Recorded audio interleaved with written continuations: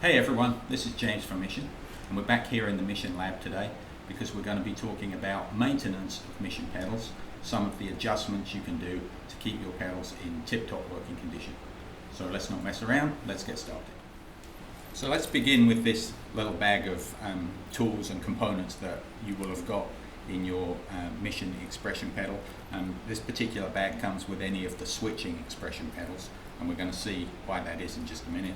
And then all of the pedals come with this little hex key, and we're going to show you what you use that for. Alright, so here is a Mission Sp1 expression pedal. This is the one that has the toe switch in here. And one of the typical things which you may need to adjust over a period of time is the tension of the rocker on the expression pedal. Now you may need to adjust it just because you like it to be a bit stiffer or a bit lighter. Or you may need to adjust it over a period of time, especially if the pedal's been sitting for a long time or if it's just been shipped. If it's gone through a lot of temperature changes, you may find it needs a little adjustment to the tension just to get it where you like it. So the way that you do that is you use the hex key that comes here in this little bag. Now I'm going to use our shop one here because it's a little easier to show you what to do because it's a touch longer. And then what you'll do is you'll put the key in the back here and turn on the tension adjuster. Now to make it easier to see what we're doing, I have this disassembled one here. And this assembly here is the torsion block, the Mission torsion block assembly, and this is how it holds the tension onto the axle here. And then you can see that on the back here is this little hex key, so that when you take your tool, you're just popping it in there and then you just turn it to tighten it. You don't want to over tighten it. If you tighten it too hard, you can actually damage it. So you just want to turn it until it's just a little over finger tight, and that will hold the tension on the axle here and keep it where you need it to be. If you want it to be a little looser, you can just turn it counterclockwise or turn it back clockwise again, just to keep the tension on there. As I say, once in a while you may find that you need to adjust that, and that's the way to do it. So make sure you keep a hold of this hex key, and if you lose it, you can get replacements on the Mission store. Alright, now one of the things we get asked about a lot is fitting of the spring load, and with these disassembled pedals here I can show you how that works. Some people ask if it's possible to fit a spring load to a pedal that they already have, or whether it's possible to remove the spring and go back to the tension assembly. It's not really possible to do that in the field, and this is why. You can see in this pedal here we have the torsion block assembly, and this little series of components here make that up and hold the axle onto the base casting. In a spring-loaded pedal, you can see that the torsion block assembly is removed, and this spring is fitted in place, and that's held under tension when the rocker part of the pedal is installed.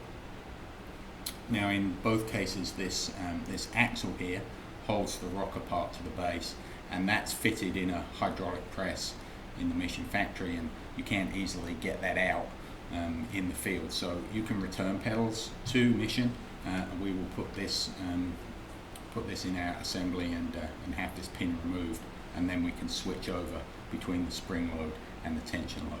But because of that reason, you don't have the right parts or the right tools generally in the field. Spring loading has to be fitted in the Mission factory. So the next thing we're going to talk about is the switch in the switching expression pedals, such as the Sp1 and the Sp2. Now we've got a pretty good view of it here in this disassembled pedal. And one of the things we get asked about is the sensitivity of the switch, if it seems like it's too easy to press or if it seems like it's too hard to press. Now this may just be a personal thing because you like it to be easier or harder, or it might be something that kind of changes over time as the product gets older, and you may need to adjust it a little. So this is where our little bag of tricks comes into play again. As I mentioned earlier, if you have a switching expression pedal in your bag, you will have got these little components here, and those are used for adjusting the height of the switch. So let me show you how that's done. Of course, in your completed expression pedal, you'll have the rocker on the top here, but like this. but it's still pretty easy to put the wrench in there. I'm going to use this dismantled one here to show us how to do it a little more easily on the video. So you're just going to take this 14 mil wrench and put that onto the nut and just remove it. And it's pretty easy to do. And then keep the nut and the washer somewhere safe. And then the switch assembly will just lift out. Now of course you'll have the switch will be wired to the jack. You can either do this with the jack still in place, or you can just unscrew the jack and just lift out the whole assembly, whatever you find easiest. Now you can see here, this has a spring washer that's fitted to it, and with just that spring washer on it, that typically gives you the most appropriate height for using the switch. Now if you want the switch to be easier to activate, the way to do it is to raise the height of the switch in the chassis, and you do that by removing this washer. So you take this washer out and then just put the switch back in, put the washer back on and the nut, and do it up. Don't over tighten it, just get it a little over finger tight so that it holds the switch in place. And you'll find now that because the switch is sitting higher up in the chassis, it will be easier to press the switch down. Another way you can do it is you can use this spare pad in here.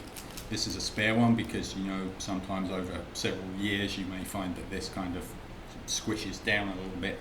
Then you can just replace it with this new one here, and that will make it back to kind of factory conditions. If you want to make it harder to press, you need to lower the switch inside the chassis, and that's what these extra nuts and spacers are provided for. You can take one of those and add that onto the switch here, and then the switch will sit lower down in the chassis, and so then it will be harder to press the switch. You'll need to push down a little harder on the rocker in order to activate it. So that's it. That's how to adjust the height and the sensitivity of the switch in the Mission switching expression pedals.